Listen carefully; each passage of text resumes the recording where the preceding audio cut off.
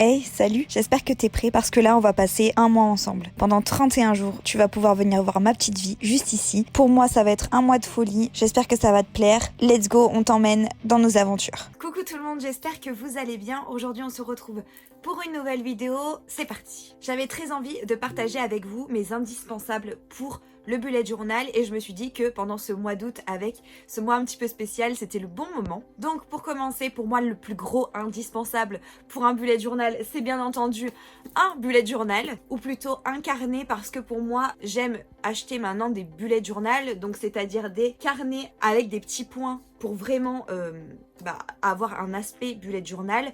Mais avant je faisais mes bugeos sur des carnets que j'avais dans mon placard et ça me contentait tout aussi bien. Donc ça peut être un bullet journal, mais ça peut être aussi un carnet lambda. Dans tous les cas, il faut un carnet, en tout cas pour moi. Moi, les formats numériques, j'aime pas trop ça. Je préfère largement les formats papier. Donc pour moi, ça c'est mon indispensable. Ensuite, mon deuxième indispensable, c'est obligatoire maintenant, je ne pourrai plus m'en passer, c'est les stylos noirs de chez Staedtler. Donc c'est un pack où il y en a 8 à l'intérieur et dedans j'ai plusieurs tailles. J'ai en 0.05, j'ai en 0.1, j'ai en 0.3, en 0.5, en 0.7, en 1 et en 1.2.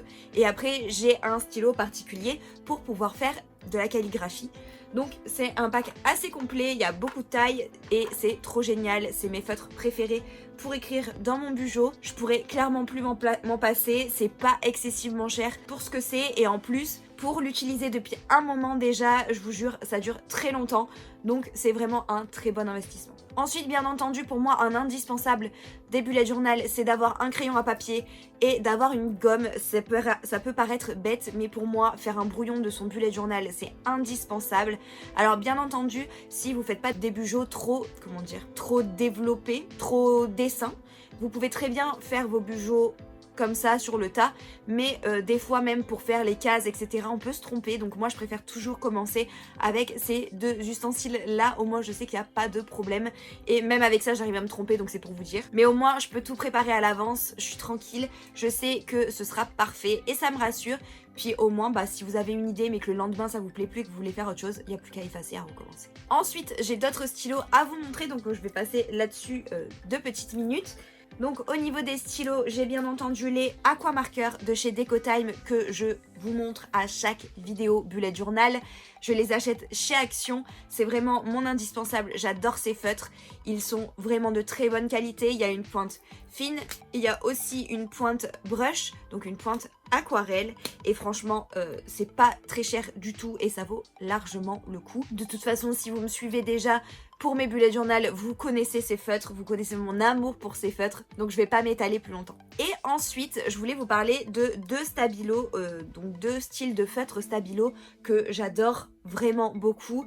Il y a les stabilos à pointe fine, je pense que tout le monde connaît, c'est les .88, donc c'est en taille 0,4.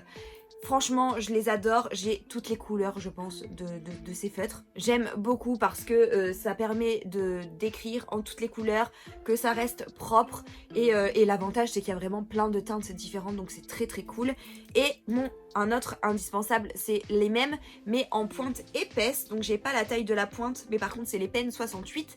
Pareil, il y en a à peu près en toutes les couleurs et c'est beaucoup trop génial. Souvent j'ai ce combo là avec moi et j'adore parce que pour colorier, pour faire des détails, pour plein de choses, pour faire des titres etc, c'est vraiment top, donc je conseille. Ensuite je vais vous parler de pages que je fais dans mon bullet journal et qui sont indispensables pour moi, en tout cas en ce moment. Il s'agit de ma page par exemple calendrier que vous connaissez bien.